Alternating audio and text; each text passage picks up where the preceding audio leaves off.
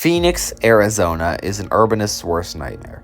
Its sprawling metropolitan area of single-family houses and car-centric infrastructure makes for a very poorly thought-out city.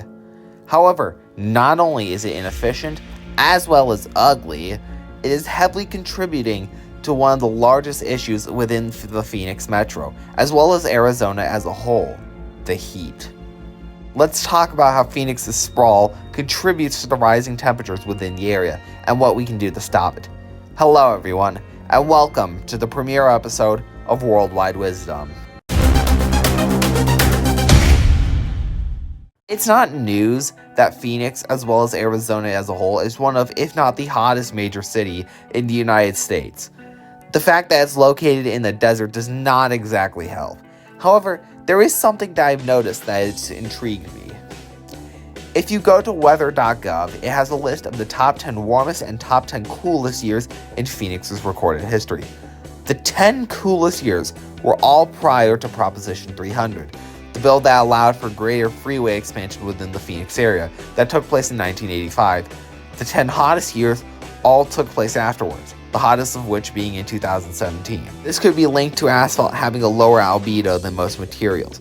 The sand of the desert would have an albedo of 0.35, meaning it absorbs 65% of all light shown in it, which is lower than typical, but would still reflect way more heat than asphalt, which has a dramatically low albedo of 0.05.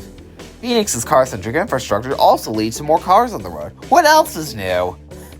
These cars are mostly powered using various fossil fuels, meaning they create a lot of smog and pollution, which also contributes to the rising temperatures. Another big factor is the amount of green spaces within Phoenix, that being not much.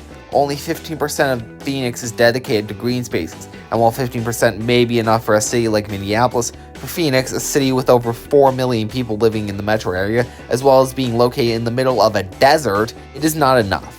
Another interesting statistic is that while Minneapolis and Phoenix both have the same amount of space dedicated to parks, 98% of Minneapolis' residents are within walking distance from a park, while in Phoenix, only 49% of people are within walking distance. All of these factors contribute to the urban heat island effect, an effect where urbanized areas experience higher temperatures than the outlying areas, and because Phoenix is in a desert, all of these factors are amplified. I am not going to get into how the heat in Phoenix can cause serious health issues for the city, such as increasing the rates of heat stroke, as well as drying up local water supplies. But what I will get into is how we can stop or at the very least mitigate this. Phoenix has launched 2 initiatives to help make the urban heat island less extreme.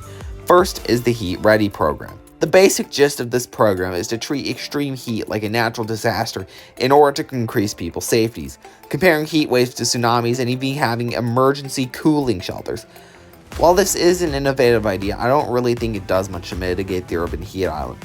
It more so just makes people aware of the problem rather than do stuff to fix it.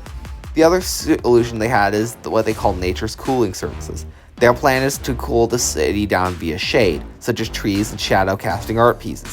These not only cool down the air significantly, but also beautify the area. Not only that, this plan is focused on low-income neighborhoods, which are the worst impacted by the urban heat island. This is a plan that I think will actually work. Of course, another solution, in my opinion, would be making areas more walkable, as well as having more access to other modes of transit, thereby reducing the need for cars. Afterwards, they can shrink the size of some of the wider freeways because, let's be honest, any freeway over 6 lanes is way too wide. By providing alternate transport options, we reduce traffic, therefore reducing the American urge to add just one more lane.